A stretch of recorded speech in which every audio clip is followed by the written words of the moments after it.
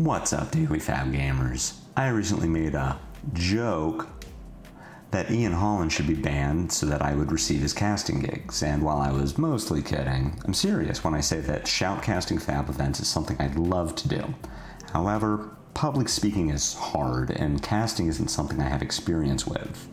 I can do analysis well enough, but entertaining and informing an audience while deftly navigating my words is a different beast entirely, and so, why not add some variety to the channel while also practicing the craft? I'll be casting recently uploaded events from the comfort of my home, and I'm asking for your feedback. Let me know what I did right or wrong and how you think I can improve, keeping in mind that things I'll be focusing on are not tripping over my words, pepping up my speech so that I don't put you all to sleep, and adequately and accurately reflecting the game state while also giving some on-the-spot analysis. You can find a YouTube link to the professionally cast game in the video description below. You'll also find a link to my Patreon page where subscribers get access to my matchup guides for all my tournament decks and weekly bonus content, including draft reviews and deck techs. Want to tighten and optimize your gameplay in real life? Use the affiliate link in the video description below to buy your very own Codex journal, and be sure to use code LUPINE10, that's LUPINE10, at checkout to receive 10% off your order. Finally, Daily Fab Gameplay is brought to you in part by Hemel from The Bazaar. It's never been more affordable to play in Flesh and Blood. Players have been buying the cards they need from Hemel for years. I started buying from him in 2023 and have never found a better deal. The Bazaar's prices are the lowest for singles, full sets, and class sets, including new releases. High Seas singles and more are available now and ship both domestically and internationally. Message Hemel on Blue Sky, Discord, email, or Twitter to see what he can do for you. Now, let's get right into it.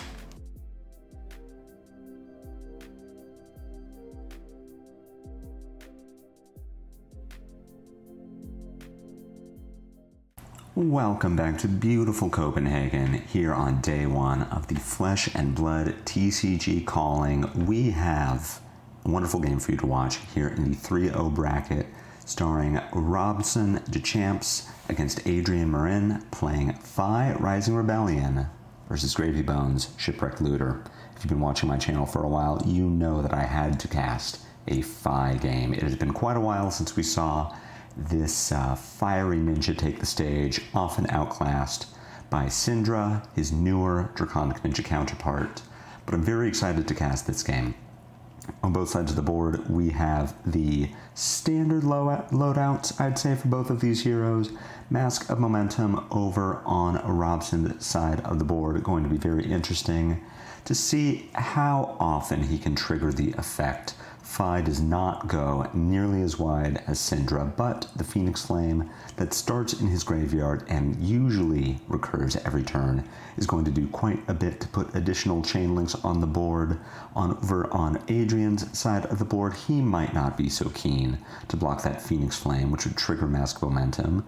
Gravy's equipment does not block so well. Interesting that we see the Balance of Justice employed against Phi. It makes a lot of sense against Syndra, who can trigger Mask Momentum and draw additional cards with Ancestral Empowerment and Throw Dagger, but against Phi, who might not be running those cards, certainly isn't running Throw Dagger and might not be running Ancestral Empowerment, we'll see if it is anything more than just a 2-block. Without further ado, let's get right into it. Starting out, we have Robson DeChamps taking the lead, going first in this game. We'll see just how much pressure he wants to apply on the opening turn. Gravy Bones not always going to have cards in hand that block, and we have Robson attempting to leak some damage here. Brand with Cinderclaw coming for 3 with Go Again. Adrian responds with a quick peek at the top of the deck using the Compass of Sunken Depths. Over in Adrian's hand, we can see a number of 2-blocks. We've got that Golden Tipple. We have a Sawbones, which doesn't block at all. So Adrian already putting a blue Saltwater Swell in front of the Brand with Cinderclaw, now putting Chart the High Seas in front of display loyalty. If Robson decides to keep going, perhaps pitching to attack with the Searing Emberblade, then activating Phi to pick up the Phoenix Flame, we could be looking at some early armor from Adrian, or maybe even a Mask of Momentum. But we have Robson playing Warmonger's Diplomacy rather than pitching it. So this is where Robson's turn will end, but this does have big impact against Gravy Bones, who can no longer play cards like Chart the High Seas under War, wouldn't be able to activate Gold under War, and if Peace is chosen, would not be able to, say, play Golden Tipple or attack with an ally after playing it. But we have War declared by both heroes. Phi declaring war, not a surprise there.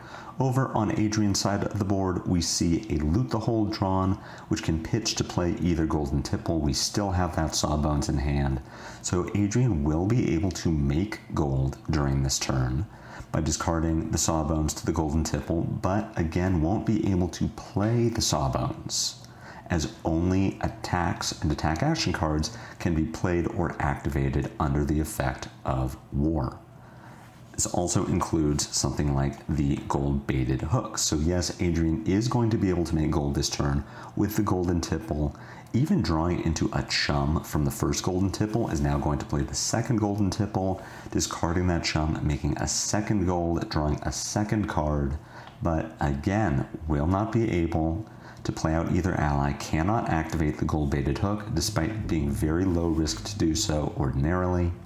And I believe we're looking at another Loot the Hold in hand there, so this will just be an Arsenal pass. Very good board development for Gravy, putting down 2 gold and putting 2 high-impact allies into graveyard. But 3 damage against a 5-card Phi with Mask Momentum, probably not as high impact as Adrian would have liked. Would have liked to put down that Sawbones to threaten 6 more damage, would have liked to put down a Chum to perhaps soak up some damage after this Oath of Loyalty, but instead I suspect that Robson DeChamps has a very big turn cooking for Adrian Marin. Opening with that Oath of Loyalty for 4 go again. Notably, this is a breakpoint for Mask of Momentum. If Adrian puts a 3-block in front of the Oath and a point of damage leaks over, that is a hit on the chain for Mask of Momentum. Adrian says no blocks, takes the 4. Here we have second Warmonger's Diplomacy being pitched to attack with the Searing Emberblade, because we have a draconic, 2 draconic attacks on the combat chain. The Searing Emberblade will have go again, and does see itself as a draconic chain link. With 1 resource floating, Robson could activate Phi to pick up the Phoenix Flame, but the way that Phi operates, I suspect that we will just have a 1-cost attack played. There is the Flamecall Awakening. Because another red card has been played this turn, Robson will be able to search his deck for another copy of a Phoenix Flame and add it to hand.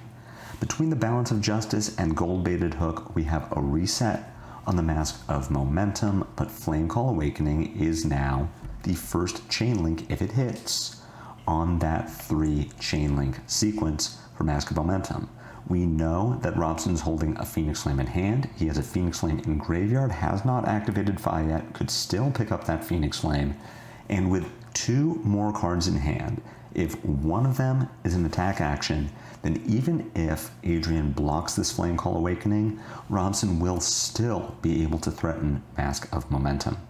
We've gotten the gold-baited hook and a Balance of Justice, so this Phoenix Flame attacking for 1 with go again is very easy to defend, but the cost might still be too high for Adrian Marin. The Quick Dodge Flexors asks for not only a card to be activated, but it is a 1 and done after this turn, and giving up Dead Threads this early in the game is losing a ton of value over the course of a longer game. So, if Robson attacks with the second Phoenix Flame after activating Phi, that will trigger the Tiger Stripe Shuko, the Phoenix Flame will attack for 2, and Adrian Marin will need to give a real card to block it. Here, we have a Brand with Cinderclaw attacking for 3 with go again, representing a Mask of Momentum trigger.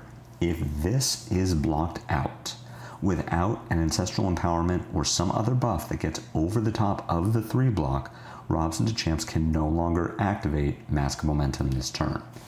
Activating Phi, sending the Phoenix Flame for 2 with Go Again. This does not represent anything besides 2 damage. But if I'm Robson DeChamps here, I'm already feeling good. I pushed 10 damage through my opponent's blocks. I got a card from hand. I'm now playing Rising Resentment. This does not represent Mask of Momentum. The on-hit for Rising Resentment does not matter because Robson is holding no cards in hand. What this represents is Robson not having an arsenal. So if Adrian Marin attacks with the Conqueror of the High Seas, it will only represent damage. It doesn't represent arsenal destruction, and it doesn't represent a potential gold. Robson passing back the turn, no cards in arsenal, but banking on this fealty and drawing up into a grip of 4 new cards. We'll see what Adrian Marin has cooking, activating the gold-baited hook and playing the golden tipple, pitching a back alley break line. Let's see what the discard to the tipple is going to be. Discarding a Swabby, that's going to make a 3rd gold for Adrian Marin and draw a new card. So we have tipple for 1 with Go Again, representing a gold on hit. Robson DeChamps just puts the Dragon Scalar Flight Path in front of the tipple to easily block out that 1 point of damage. For Adrian Marin, we're still looking at a possible loot the hold in Arsenal, and I didn't quite catch what he drew from the golden tipple, but 2 resources floating, 2 cards between hand and Arsenal. This is a blue golden tipple. As soon as Adrian breaks his combat chain and this tipple goes to the graveyard, he will be able to play allies out of the graveyard with that Watery Grave effect. With a blue in hand, this could represent a Swabby swing for 7. We still have Dead Threads active, so using the Dead Threads here to pay 3 resources to play out the Swabby, then pitching a Swabby from hand to attack with Swabby for 7. There is no on-hit here. The gold-baited hook was already used for golden tipple, so this is just 7 points of damage. Suspecting that the card in Arsenal is not Loot the Hold, I would have to think that playing Loot the Hold on a Swabby here after your opponent has blocked with the Dragon Scalar Flight Path would be the ideal time to play that out. But we are going to see Adrian certainly a better gravy player than I am. Robson DeChamps playing Ronin Renegade from hand. This is 3 with Go Again, and sending it at Adrian, not at Swabby. Now, we have a Sunken Treasure over on Adrian's side of the board. The triggered effect of Sunken Treasure allows Adrian to flip a card in either graveyard face down, checking his own graveyard first to check for any potential yellows besides these 2 allies that could result in a 4th gold, instead choosing to flip one of Robson's 2 Phoenix Flames face down. Very good job on Robson getting that 2nd Phoenix Flame into the graveyard, because if he didn't have Phoenix Flame, then he would still be able to activate Phi, sure, but it wouldn't do anything. And with only 1 Draconic Chain Link on the combat chain so far, Robson would possibly need to pitch 2 full cards into Phi as a response to the Sunken Treasure in order to pick up a Phoenix Flame if he only had 1. We do see that he had a blue in hand, so it would not have been the worst thing in the world if he only had 1 Phoenix Flame. He would have been able to save it, but instead getting to send damage at Adrian Marin's face. So this Searing Emberblade represents the first chain link for Mask of Momentum, paying 1 resource to activate Phi, Rising Rebellion, attacking with Phoenix Flame for 1 Go Again at face, cleanly blocked by red Fiddler's Green. And that's big value for Adrian, because as soon as this combat chain closes, he will gain 3 life. Display Loyalty here, attacking Swabby, killing it. Bit of a mistake here with the fealty. We see Robson DeChamps taking that fealty up to 2, but the text on Display Loyalty and similarly Demonstrate Devotion for all of you Draconic Ninja players says that it only triggers when you attack a player, well, a hero, not an ally. So Robson DeChamps should not have made a 2nd fealty there, and it's something to think about, something to keep in mind when you are deciding how to clear your gravy opponent's board. Now over on Adrian's side, getting back to the game, playing Portside Exchange, discarding a Sea Legs, which both makes a Gold Kiss Rum from the Sea Legs' effect, draws a new card out of the deck, and I believe should have made a gold there. Yes, should have made a gold. I didn't quite catch if Adrian made that gold, but because Sea Legs is yellow, Portside Exchange would have triggered as well. So drawing a new card, activating the Compass to take a peek at the top of the deck. See, maybe is it worth activating Gravy here? Is it worth pitching a blue to break a gold and draw a new card? We haven't put an ally into the graveyard yet, so we cannot pitch a blue, activate Dead Threads, and play out Chum to attack for 4 and have that Chum on the board. However, we can pitch a blue, play out Sawbones, and with that floating resource, attack for 6. Still sitting on a card in Arsenal.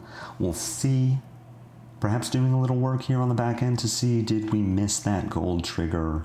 Should we have 4 gold on the board?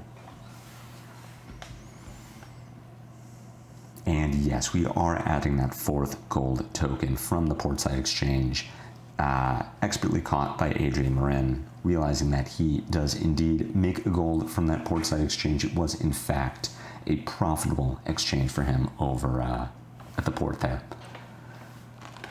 Using his last floating resource to attack with Sawbones for 6, not using the gold-baited hook here.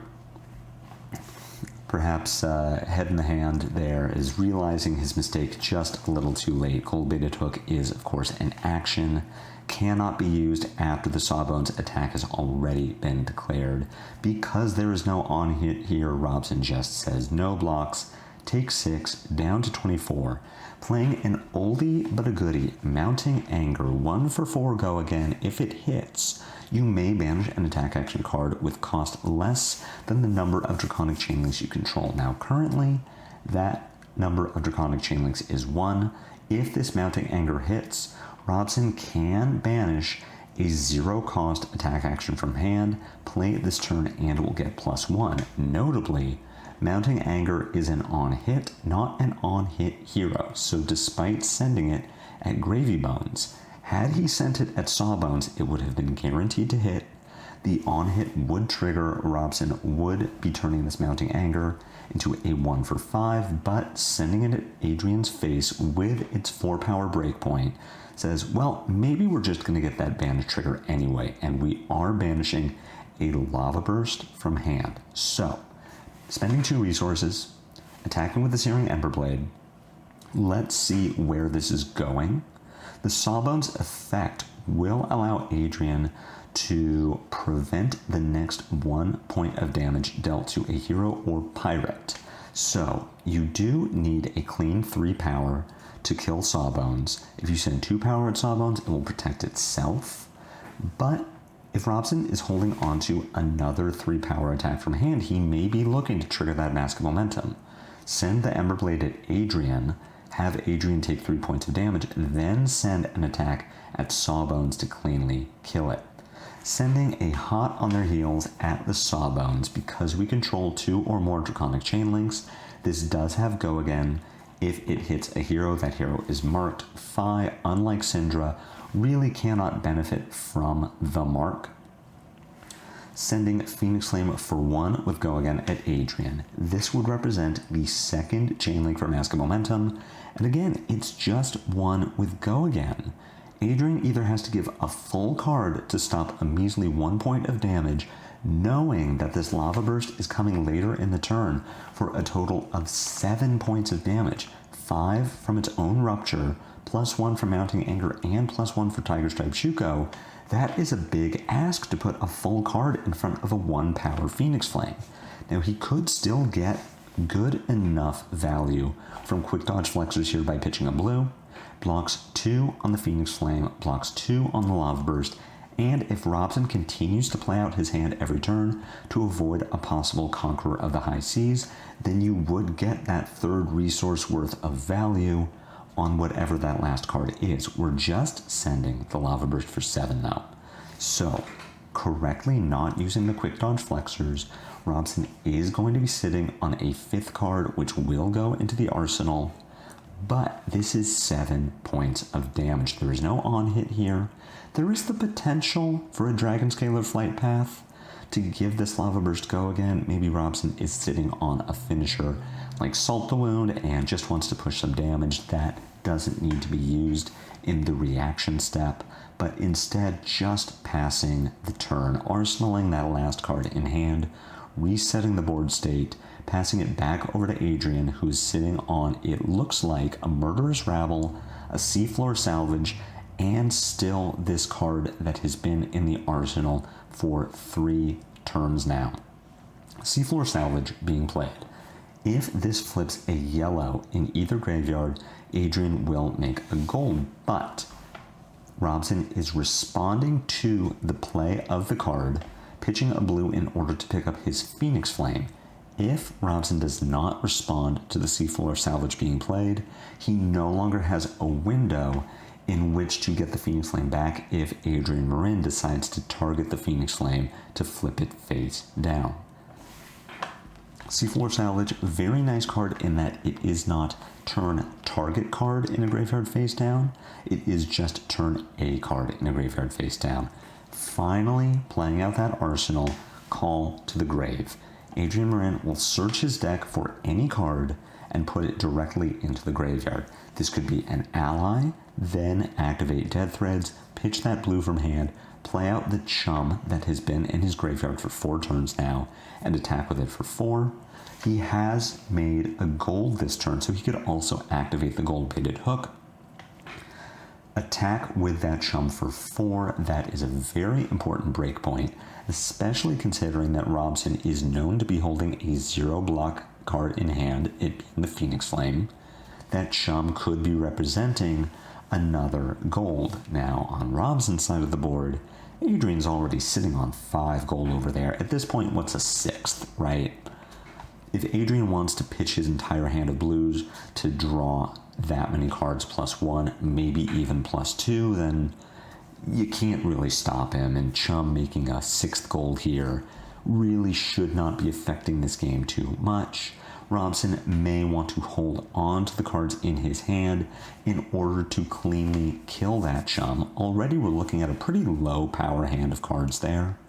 Hunt to the Ends of Wraith is only going to attack for 2 with Go Again, as Adrian is not marked. And of course Adrian is playing Gravy Bones, not Arachne. The Hunt to the Ends of Wraith will not trigger and mark his opponent. So this could just be a clean 3-card kill on Chum. Hunt to the Ends of Wraith, Phoenix Flame, Ronin Renegade.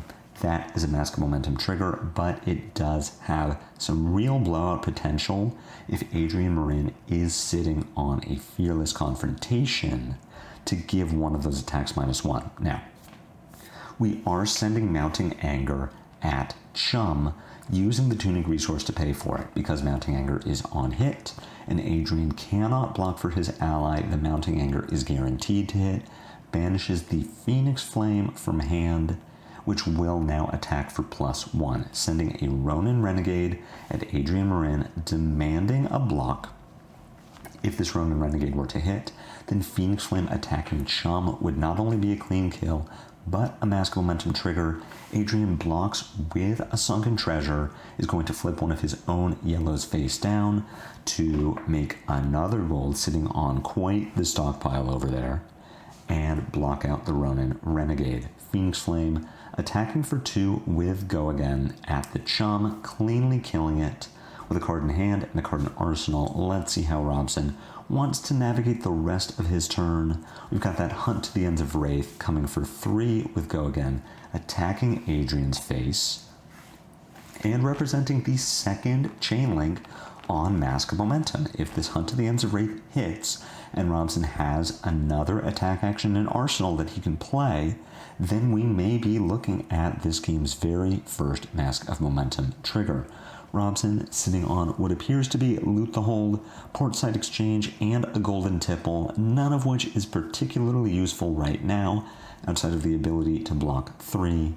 However, Adrian is not going to use any of those cards for their block value, and is instead going to take 3 points of damage from Hunt to the Ends of Wraith and open himself up to getting hit by a Lava Burst. 5 power because of the rupture effect. This is representing a Mask of Momentum trigger. If it hits, Robson will draw an extra card. He can either arsenal it, or if it's something he wants to play, activate the Dragon Scalar Flight Path at instant speed after the Mask of Momentum trigger to give the Lava Burst go again. So Adrian Marin could put a 3-block and a 2-block in front of the Lava Burst, arsenal a card, and reset. He could put 5-block from hand in front of the Lava Burst, pitch a blue, break a gold, draw a new card, and potentially have something to do. Maybe keep going by breaking the gold. Maybe he can play a card from hand. Either way. He does say no blocks. Robson DeChamps is going to draw a brand with Cinderclaw. I can't tell what power it is. It could be the last red brand with Cinderclaw in his deck. It could be a blue brand with Cinderclaw. But he is sitting up at a 12-point life advantage against Adrian Marin, who chose to take that 5 points of damage and put himself into a position where he is drawing for his life, finds a Chart the High Seas that he knew was on top of his deck, can play that Chart the High Seas in order to reveal 2 cards, potentially put another ally into the graveyard. We see instead that he pitches another blue, breaks another gold, finds another golden tipple, now finds a Conqueror of the High Seas. However, I believe that we are looking at that Chart the High Seas, 2 red golden tipples, and the Conqueror, so he doesn't have an easy way to play out the Conqueror of the High Seas. He could tipple, pass, arsenal the Conqueror. He is instead going to continue digging. If he rips a blue here, then he gets to pitch the blue, play out Conqueror, but then we're sitting on no resources and 2 red tipples in hand. Adrian has not put an ally into the graveyard this turn, so Dead Threads can't be used to pay for one of those tipples.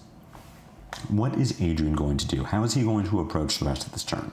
He could keep digging, keep breaking gold to see if he finds some kind of out, really looking for an ally here, something that he could play a golden tipple, discard the ally, draw a new card, hopefully a playable blue that lets him play out this chum from graveyard, and then attack with the Conqueror of the High Seas, breaks another gold, continues to dig for a way out. And I have to wonder what Robson is thinking over on his side of the board. You've just seen your gravy opponent pitch 4 cards to draw 5 new ones, floating 2 resources. On the one hand, you're terrified because you have no idea what your gravy is sitting on now. At the same time, your gravy had such a stockpile of gold that is practically gone now. Plays out the golden tipple, discards the swabby that he finally was able to draw into, makes another gold, draws into a Sawbones. So we have some options here. We play out the second golden tipple, go down on floating resources, discards the Sawbones, makes a 4th gold, draws a new card, and it looks like a Call to the Grave. We have a few things that we can do with this hand. Because we've discarded an ally, we can activate the Dead Threads, pitch that Call to the Grave, play Conqueror of the High Seas for 8, go again, which does threaten the arsenal. What we're going to do instead is we're going to pitch that Call to the Grave in order to break a goal. We cannot play any of our allies yet because we have not put a blue into the graveyard this turn. Plays a Saltwater Swell, 1 for 3, go again, with that floating resource from Call to the Grave, does not reveal a blue. This is catastrophic for Adrian Marin. We have watched him cycle through 6 gold, 5 blue pitch, 2 golden tipples, 2 allies, a Saltwater Swell, this Conqueror in arsenal, and for all of that, he dealt 9 points of damage. Really just not what Adrian wants to see here. And over on Robson DeChamp's turn, really not what Adrian wants to see either, is a Spreading Flames to start the turn. This is going to be 3 with Go Again, and will eventually get so much more value this turn. We've got that brand with Cinderclaw sitting in arsenal, 2 floating resources. Depending on the color of that brand with Cinderclaw, If it's a 1 power brand, it could now be 2 under the effect of Spreading Flames. If it's a 2 power brand with Cinderclaw, Robson sends the Searing Emberblade for 3 Go Again, then sends the brand with Cinderclaw, which now becomes 3 with Go Again, and buffs up all the other cards in Robson's hand. That Phoenix Flame is going to come out and attack for at least 2 points of damage, if not 3 under the effect of Tiger Stripe Shuko. And I'm trying to see what is over in Adrian's hand. I see at least 1 ally, which cannot block. I see multiple 2 blocks in the form of Golden Tipple. We have that compass being used in order to see the top card of the deck. Maybe it's going to be something that blocks. Maybe Adrian gets to activate Gravy, discard a Rigor Mortis, draw into a card that blocks. Now, Adrian does have the ability to pitch a Rigor Mortis in order to use the Quick Dodge Flexors. That would turn a 0 block ally into 4 points of block. And now, using the Gravy Bones, discarding a Rigor Mortis, that puts an ally into the graveyard, which will allow Adrian to activate his Dead Threads, get another 2 points of block out of the Quick Dodge Flexors. Robson DeChamps attacks with Brand with Cinderclaw for 4 Go Again. And we got to this 4 because a fealty was used on the Fire Tenant Strike First. So Spreading Flames attacks for 3 Go Again. Fire Tenant Strike First attacks for 3 Go Again, gives the next Draconic attack this turn +1. And because there are 3 Draconic Chain Links, Brand with Cinderclaw now gets an extra +1 from Spreading Flames. On Adrian's side of the board, we saw a Rigor Mortis turned into a Conqueror of the High Seas thanks to Gravy Bones, and we are now activating Dead Threads in order to use Quick Dodge Flexors to cover the 2 points of damage that Brand with Cinderclaw would have dealt over the top of that Golden Tipple block. Pitching the Rigor Mortis in order to use Quick Dodge Flexors again, blocking 2 from a 4 power Searing Emberblade. Robson DeChamps activates the Dragonscaler Flight Path in order to not only give Searing Emberblade Go Again, but also an additional attack, which he is then going to use to send 4 more damage, culminating in a Phoenix Flame attacking for 3. So, Adrian Marin takes 2 points of damage from the second Searing Emberblade attack, I believe putting him down to 6, then deals 3 points of damage with the Phoenix Flame, and this is an incredible Mask of Momentum trigger, drawing this Salt the Wound that he needed to close out the game, the last fealty being used to make that Salt the Wound Draconic, getting an extra point of damage from the Spreading Flames. What an explosive finish to a very well-played game by Robson DeChamps. Very aggressive start, kept up that aggression the entire game, constantly kept his Gravy Bones opponent on the back foot, and over on Adrian Marin's side of the board, we saw one very resource-heavy turn that just didn't quite amount to much. And if we had gotten a little more gas on that turn, a few more allies just a bit sooner, maybe we see Adrian get to develop a board, maybe we see him send that Conqueror of the High Seas, but instead we see Robson DeChamps move on to the 4-0 bracket with a personal favorite of mine, Phi Rising Rebellion. Thank you all so much for watching this game. I truly enjoyed casting it for all of you. I will be back with more daily Fab gameplay, and until the next time I see you, take care.